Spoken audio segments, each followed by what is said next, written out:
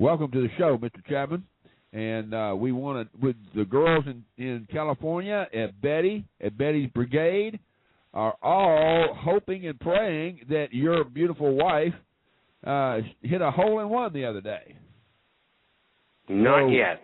Not yet. But she's working on it. She's working on it, Betty. Yeah, okay, I had a good run on Sunday. I had a 88, and for an old man, that's pretty good, I think. Oh, I heard and that. That course is 7,100 yards, and I play from the men's tees, which are the white tees, and I don't play from the old people's tees, and usually men my age play a course that's 63 or 64 or 6,600 yards. So I'm playing with the 40-year-olds, the 30-year-olds, and so I do okay. Betty says, now that the important information is out, what's Mr. Chapman have to say about the news out there that's going on that's got the world in turmoil? Well, first of all, as we've said over the last month in previous broadcasts, is that I believe that there were a number of reasons, and there always are, for these things to have happened in the Middle East.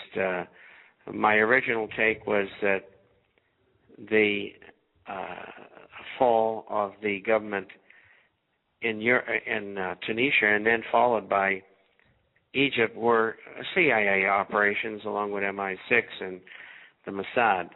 I'm sure the Mossad, which hasn't said much about anything, was very instrumental because they get the best contacts there.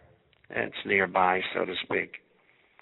The main reasons, I think, were a diversion of people's thinking about the municipal and federal problems in the United States financially and monetarily, economically, as well as in England and in Europe. And I think they wanted to divert people's attention away from those problems by looking at the performance that they arranged for them in the Middle East. Mubarak had been a faithful servant of the U.S. and the British and the French for 30 years.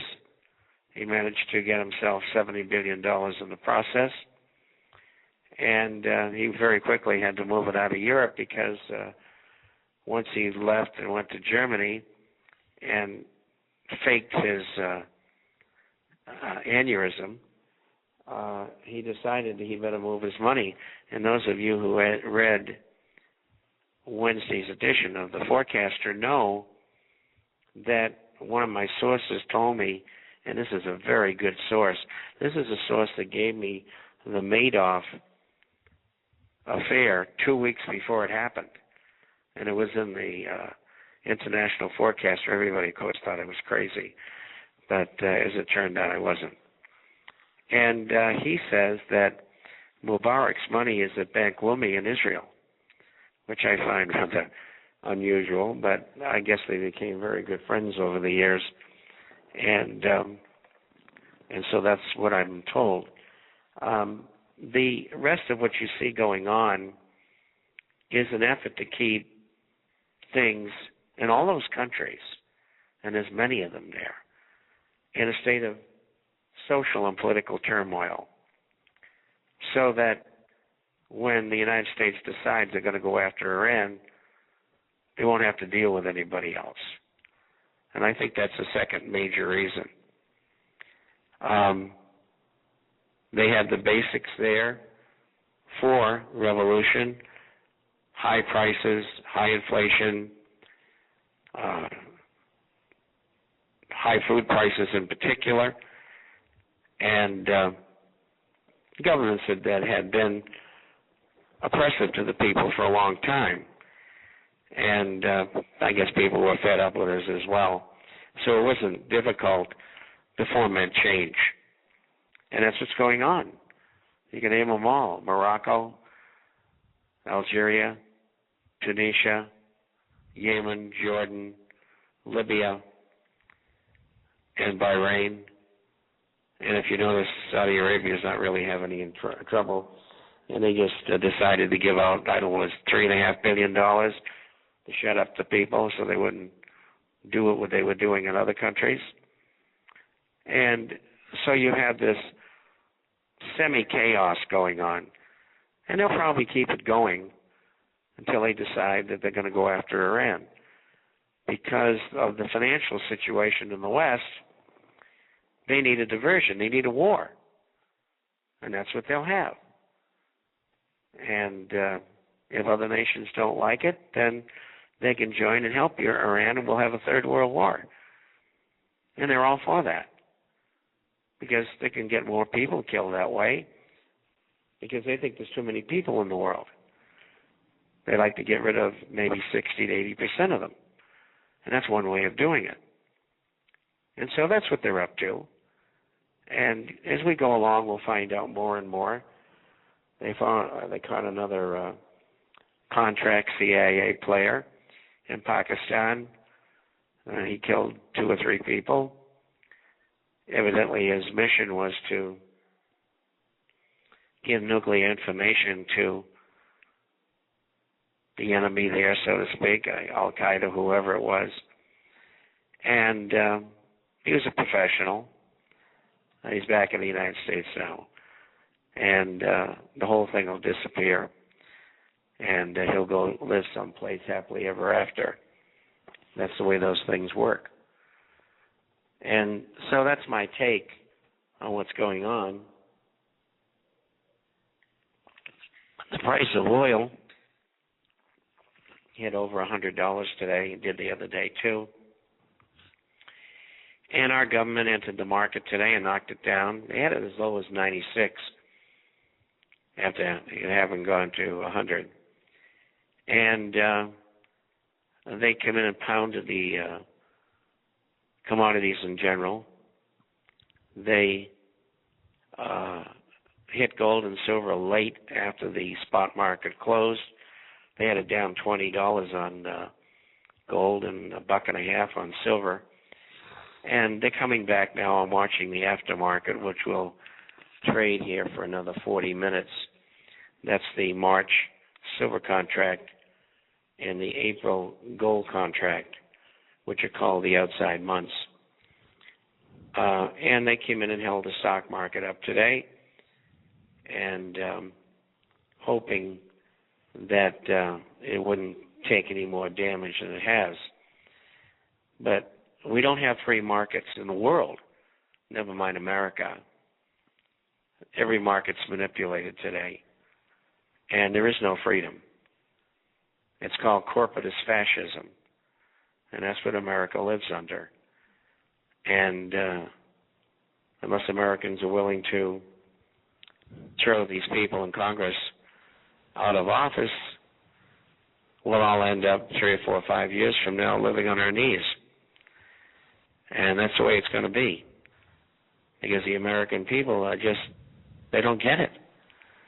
They don't know what's being done to them. And so that's what went on today, and has been going on for the last month. And I'm playing better golf.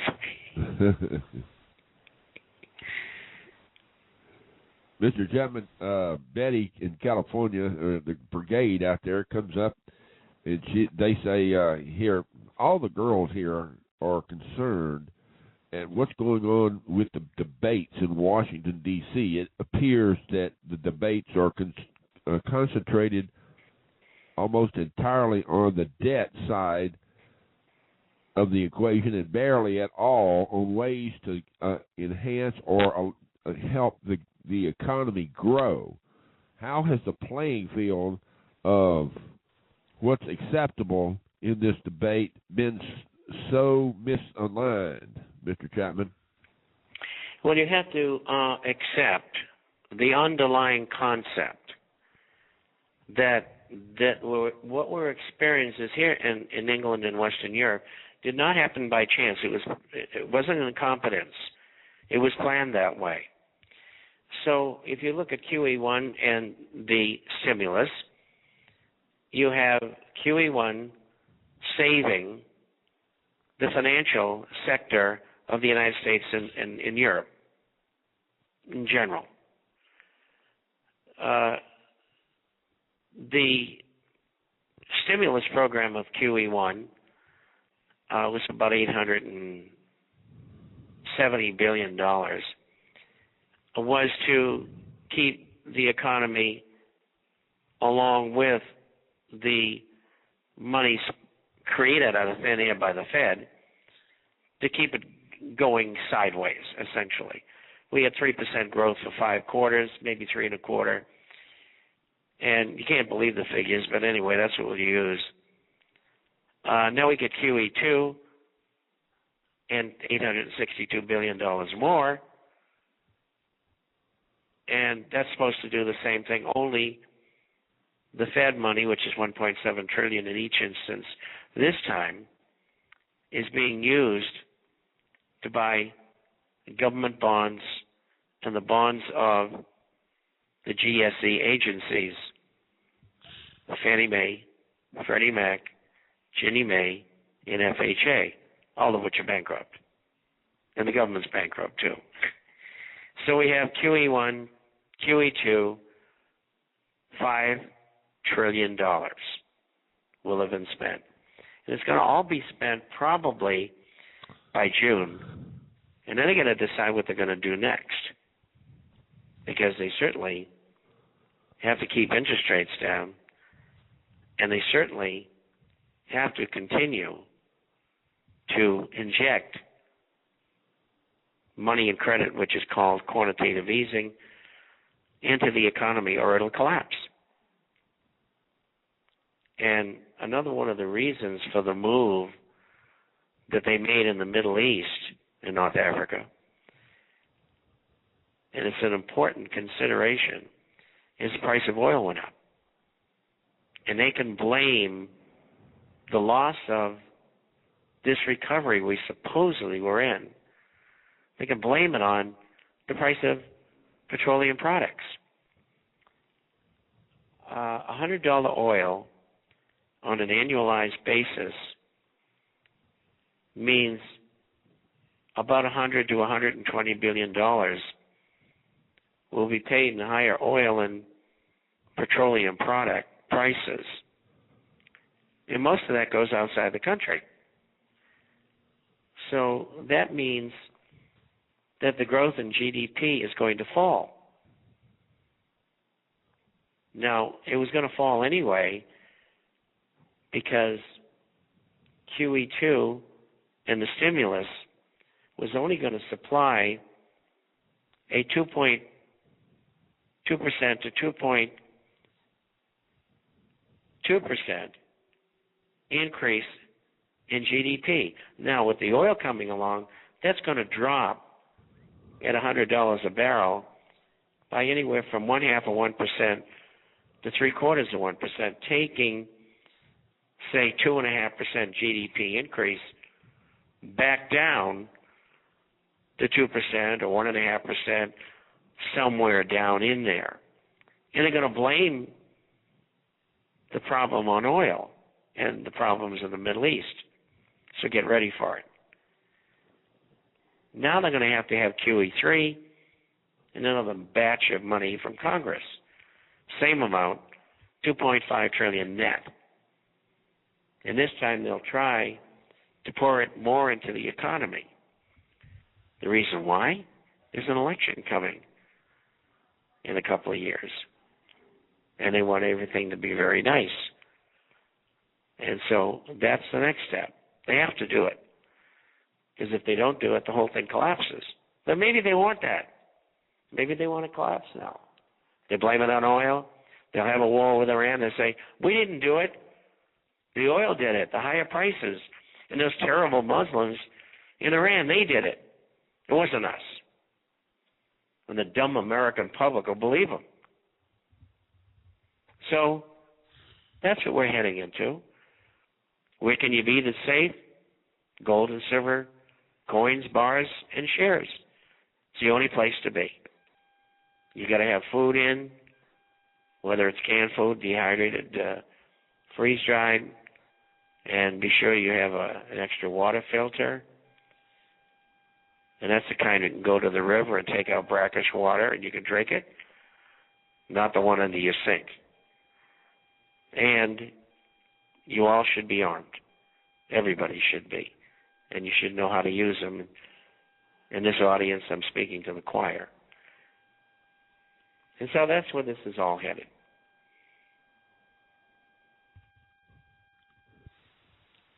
Mr. Chapman, gasoline in Little Rock, Arkansas was $2.94 $2.94.9 yesterday when I got off the show and went out to dinner with a neighbor.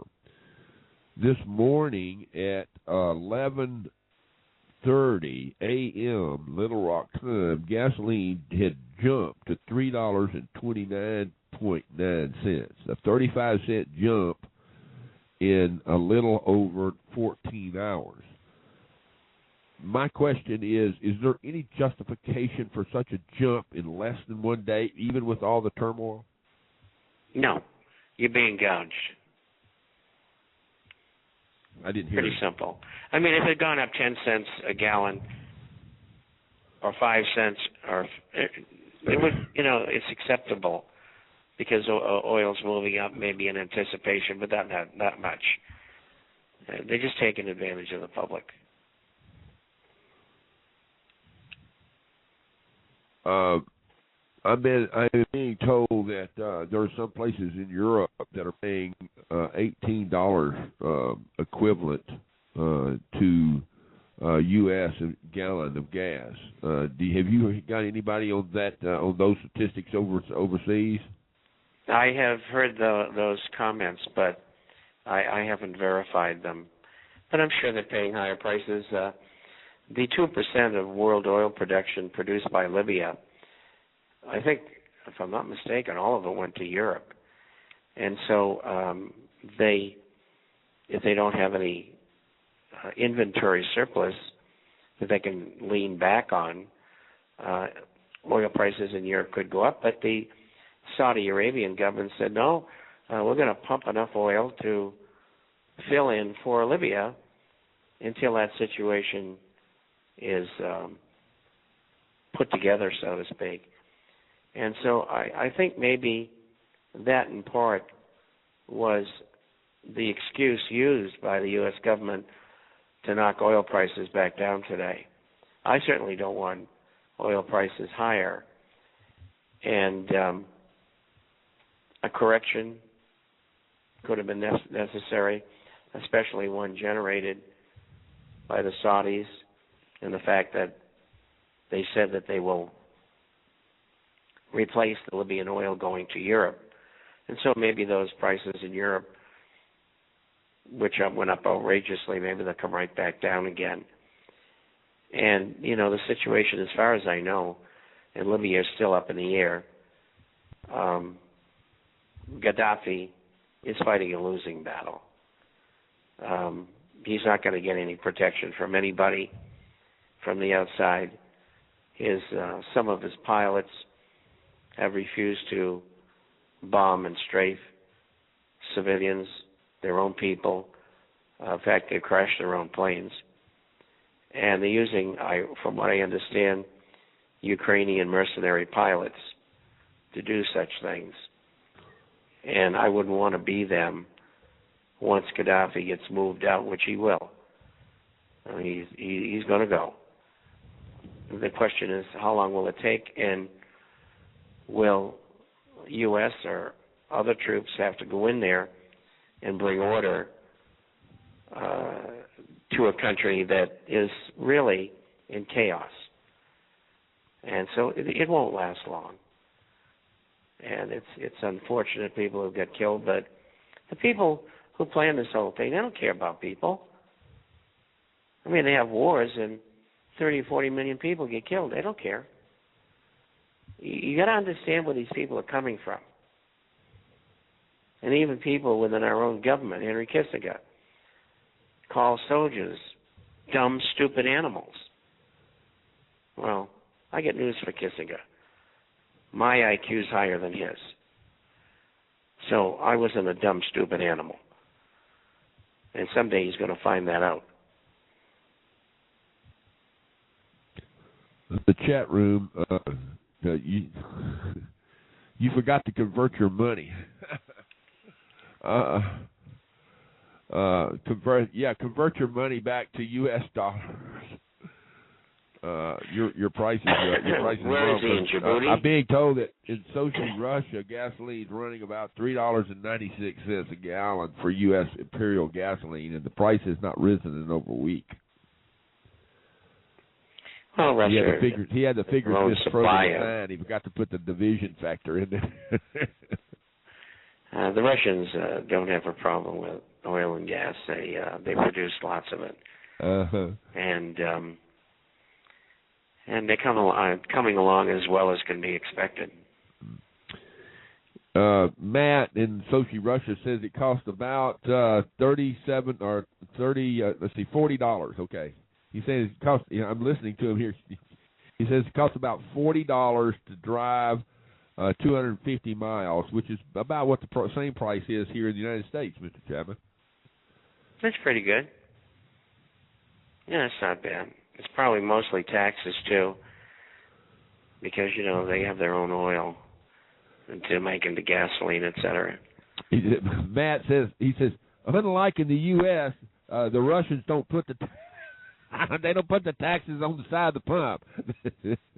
They don't want just, people to know give you one price fits all.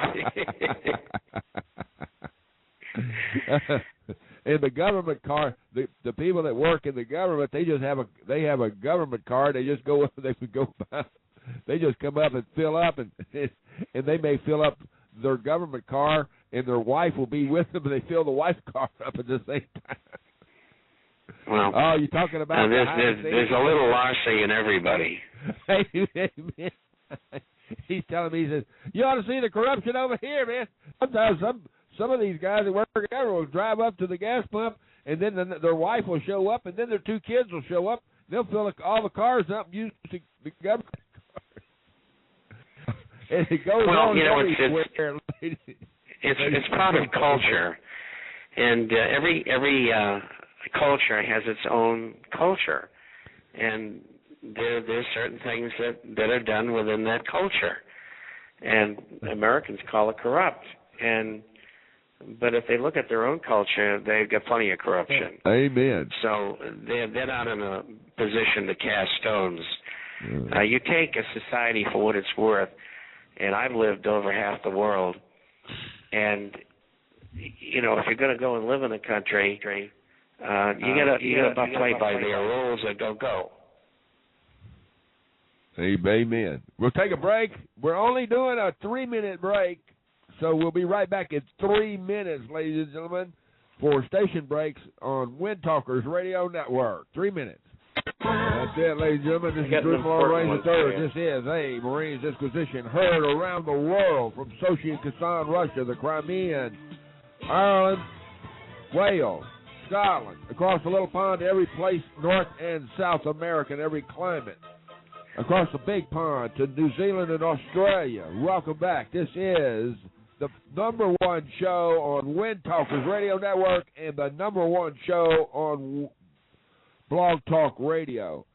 The man here is the most pleasurized individual I've ever seen in my life. I mean, and we're not talking about pleasurized by unknowns. I mean pleasurized by the knowns, and failure to give him credit. I just turn over every day. And I'm not ashamed. I'm not ashamed to tell you where it's coming from. It bothers me when people like Lindsey Williams and A.J. Loudmouth in Texas come out on their shows and talk about stuff that I read and I read in the International Forecaster last week, last month, 6 months ago, 5 years ago. This is turmoil. It bothers me. People that brag about, well, what's going on? I mentioned it on my show. I brought it out myself personally that this was going to happen just last year or I talked about the massive amount of oil in Gulf Island in 2005. I mentioned that there would be a catastrophic event in the Middle East, and da-da-da-da-da-da-da. Bob Chapman, the international forecaster, has had the truth all this time. Do you take a copy of it? Do you get a copy of it? Have you talked to him? Do you understand that people pick up the newsletter, that the ambassadors around the world read the international forecaster? I want you to know that I'm fed up with all the people out there taking credit, and that's why you out there got that memo today, and memos from me over the last few days, and why I haven't done a News and Views for over a week. Not that I suspended my News and Views, because I was tired of people just dragging all the 4 hours of work that I was doing and then taking full claim when it wasn't my work. It was information that was other writers were doing and is being plagiarized. So I stopped, and all of a sudden, when I stopped sending the News and Views out to 4 or 5 talk show hosts and alternative radio, they didn't have anything to talk about. Mr. Bob Chapman is here. You got a question? Put it in the chat room. Give it big time capital so I can see it, and I'll ask Mr. Chapman for you, whether you're in the Marine Corps chat room, the civilian chat room, or the Australian chat room. Mr. Chapman, the Chinese and the Russians have sidestepped the current oil crisis quite nicely. Did they have the inside info on this crisis? Rock in the chat room asked that question. Well, I'd only be guessing, but I think they knew all about it. They have good intelligence services. I don't know how good the Chinese are, but I know the Russians are very good, and because I worked against them, and so I think they probably knew. Whether it was through deduction of their doing what I do by backing in, by using intelligence, or they were told. I really don't know, but I'm sure that they know exactly what's going on.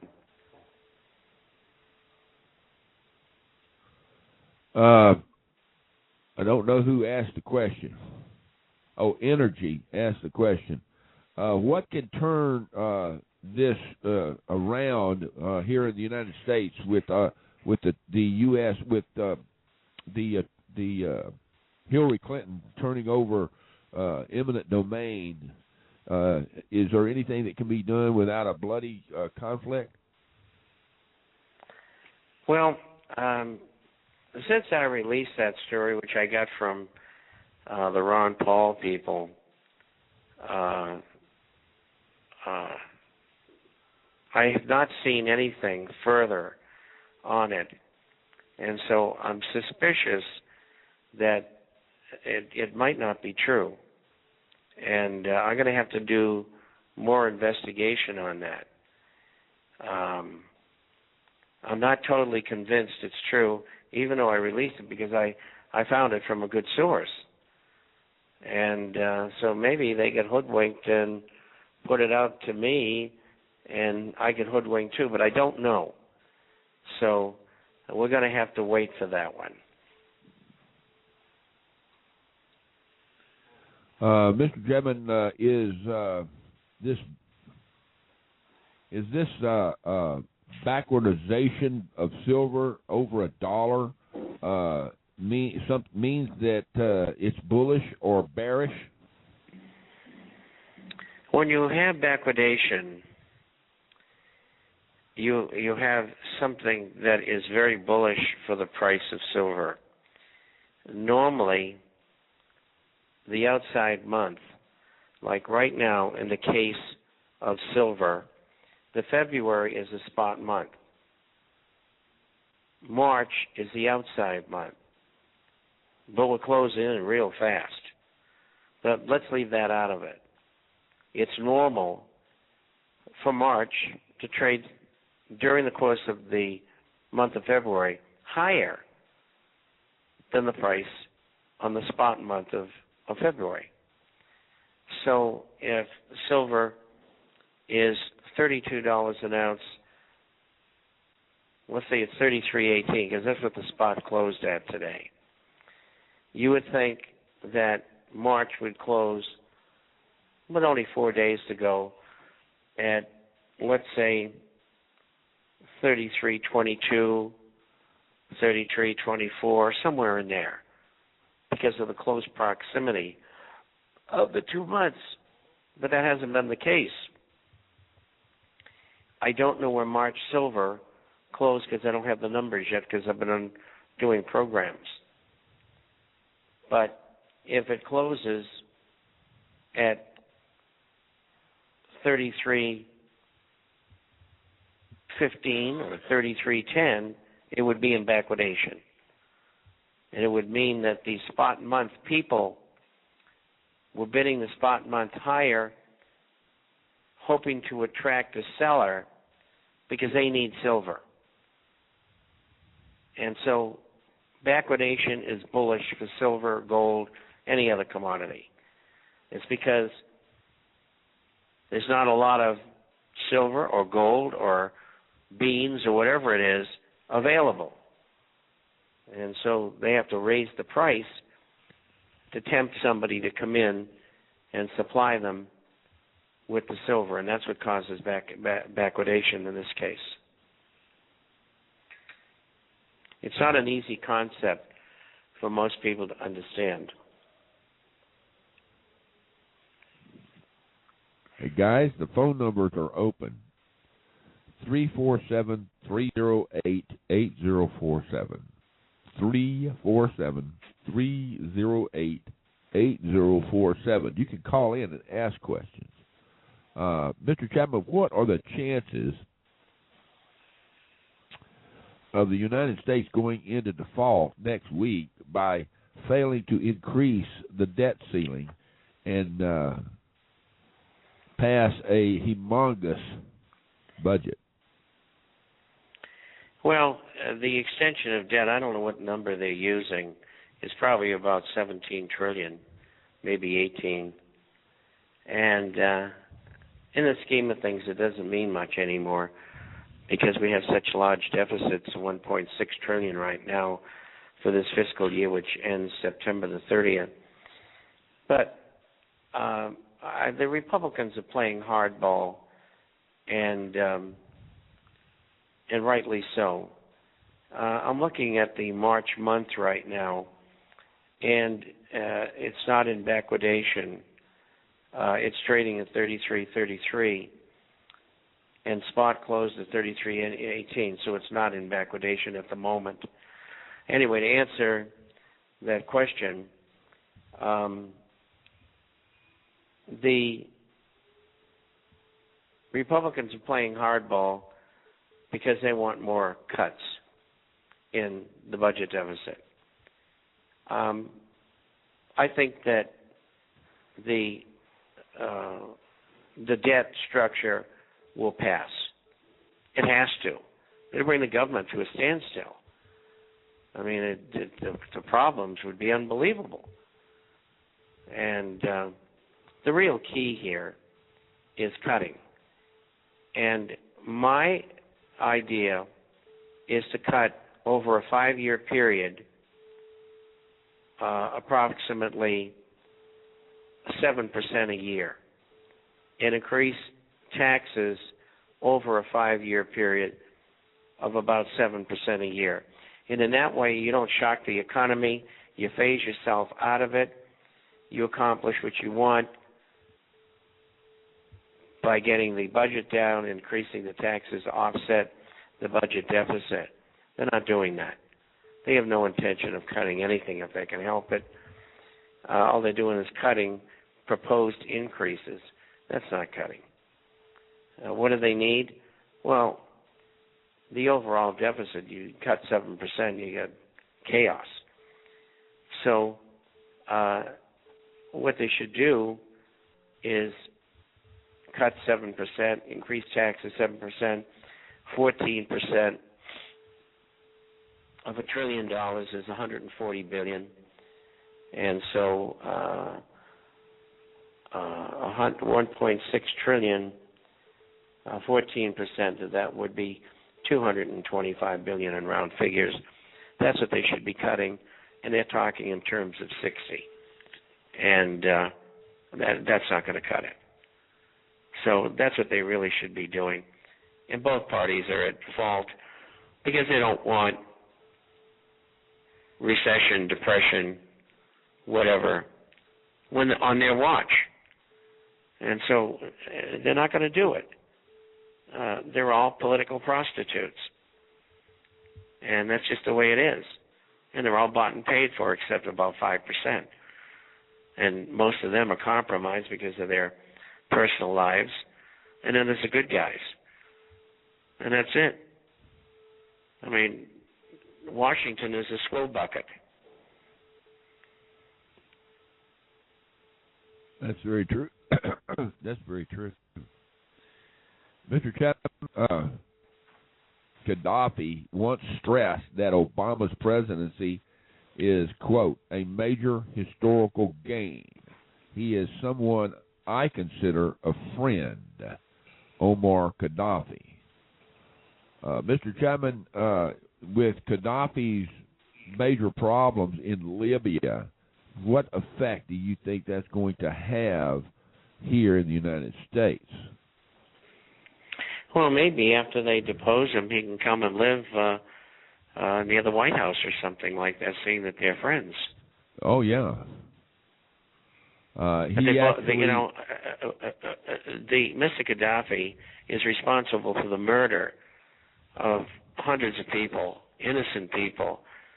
He should be tried and hung. Very simple. He's a very bad person for doing what he did. The dictators are always bad, but you don't kill your own people and women and children and old people and everybody that moves. You don't do that. And so he should be punished for the horrible things that he did to other people. Never mind what he's done for the last 40 years.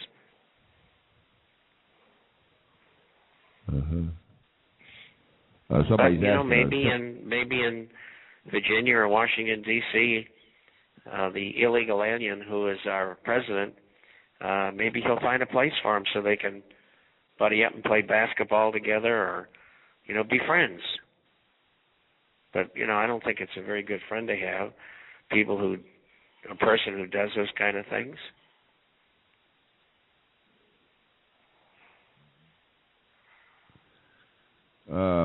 I got a question here. Do you ever have the opportunity to be on the Barbara Simpson show out of San Francisco? What was the name of that show? The Barbara Simpson Babe in the Bunker show out of San Francisco, KSFO. No, I've never been on her show, nor, quite frankly, have I ever heard of her. Oh, okay. And well, if they'd like me on there, they can. What's she's that? one of those talk shows that I support. That she used to host the Saturday night show for Art Bell. Well, if somebody wants to tell her about me and she sent me an email, I'd be happy to go on her show. I don't turn anybody down. I mean, today I'm doing. I've done 6 shows. I got one more. I get 7. So that's 7 hours today. Oh man! And I know. I'm Superman. I know this man does all this show. He really works his heart out. I'm quite surprised to be rebroadcasting a show on 97.7, Top of the Rock, Little Rock, and all of a sudden the announcer will come up and floors me. Mr. Bob Chapman is with us in our next 30-minute segment. I'm whoa. I don't know how you do it, Mr. Chapman. At least you get around to golf in on the weekends. Well, I get 2 of them in, actually. And incidentally, while I'm talking to you on the program, I'm watching the news and I'm writing at the same time. Oh, you're one of those multitaskers. Yeah. When I used to take Morse code, and I could take 55 words a minute, but if we were slow, like anywhere between 20 and 30 words a minute, I'd read a book while I was doing it. Oh, man. Wow, that is multitasking. I barely do the Morse code to get my ham radio license. Mr. Chapman, where do you see that gold is over $33 an ounce, or $32 an ounce? Where do you see, not gold, silver, I misquoted. Where silver is over $32 an ounce, gold is over $1,300 an ounce. Do you see it taking off at any time in the near future, or just continuing edging up 5 cents, 20 cents, 50 cents, $1? That's so hard to call. Because, you've got the U.S. government in there every day. And, you get gold up $15 and the stocks are all up, and they wail it the following day. They did that today. I mean, I get the closes on the stocks, almost the exact same amounts that they were up yesterday. They knocked them down today. And this is what you have when you have a fascist government. Government control of markets. They're all going to go up. There's no two ways about it. And markets will always overcome manipulation. But it may take a while. And you got to be patient, but it's the only safe place to be. I mean, I'm looking at people with annuities. I got a letter right in front of me that says these annuities are invested in the stock market, and they went down 45%, but they've never made back all the losses. I want to get out. I want to go where it's safe. And that's gold and silver, coins, bullion, and shares. I mean, that's where I got my money, what little I have. Betty comes in and says, with what little money we have, we got it just like Mr. Chapman says. Food, ammo, guns, silver, gold. Food, that's it. Ammo, guns, silver, gold, in that order. She says it three times. It's the only safe place that I can see to be, and I don't have a monopoly on the knowledge of what's going to happen, but that's the way I see it. That's what I do for myself, and so hopefully it's right. Mr. Chapman, do you feel that? Excuse me, from Lisa in Seattle, she says, Mr. Chapman, do you feel that the government may come in and go after Americans who are buying food now and stockpiling it because we're using these little cards so we can get better prices on our canned goods, or et cetera? No, I don't think there's any chance of that. And I don't think government would ever try to commandeer food, or for that matter, gold and silver, because so few Americans own it, less than 2%. I mean, even the shares, less than 1% own shares.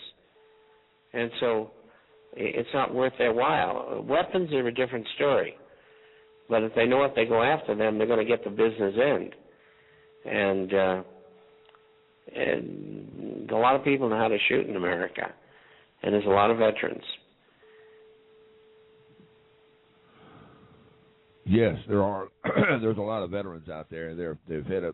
Mr. Chapman, do you think that the turmoil in Wisconsin is going to mushroom to other states around the United States? I think it probably will, because I think there should be adjustments in wages, and because of the problems that exist, and retirement. And those public employees, and that's what they've chosen to be, they are going to have to give up something. But I don't agree with ruining the labor unions. I mean, in Wisconsin, they want to destroy them, and I don't think that's right. I mean, I think they should give, but they've already, last Friday, from what I understand, were willing to compromise and give up some things, but I don't know what they are, because the government won't talk about it. He just wants to destroy them. I mean, my grandmother, at the turn of the century, now not this last one, the one before, She worked for 20 cents a day sewing. And until labor unions came along, the owners of the sewing companies made lots and lots of money, but gave very little to the people. And that's why we needed unions, so people could get a decent wage. So they, as corrupt as they've been over the last more than 100 years, they're better than what these people had before. My father was a union person. He was one of the first people with Jimmy Hoffa in the Teamsters Union. So I know what people have gone through, and unions are necessary to protect people from business that want the most profit. And so unless you're willing to pay more not to have unions, you need them. Well, that's our show, Mr. Chapman, for this day, Thursday, the 24th day of February. We hope and pray that you had a good Valentine's weekend with your wife and enjoyed the golf games, and y'all are going to do so again. Betty in California says, we'll be playing a round of golf ourselves this Saturday, so we'll be thinking of you guys down there in South America. Well, the question to ask is, where are they playing? Are they playing down on Coronado or one of the other courses? She said, we're playing on Coronado. Where else? Well, I played there lots of times with, I think it was SEAL Team 7 guys. And so I enjoy it. That's a good course. I like it. There. She said that she hadn't played the course until you mentioned that you had played it, and now she walks around the course. Oh, girl. She walks around the course now thinking how you would have walked around, you and your wife would have walked around the course years ago and played the same course. Well, Judy never played that course, but I did. Okay. She comes back and says, oh, that's sad. It's such a beautiful course. It is. It is. All right, I want to turn the mic over to Betty one of these days. I'm going to call you on the phone, girl, and let you talk to Mr. Chapman direct. Okay, I'll see you next week. Thank you, bye-bye, and thanks for all of you for listening. God bless you, sir. Thank you, and you too. Bye-bye.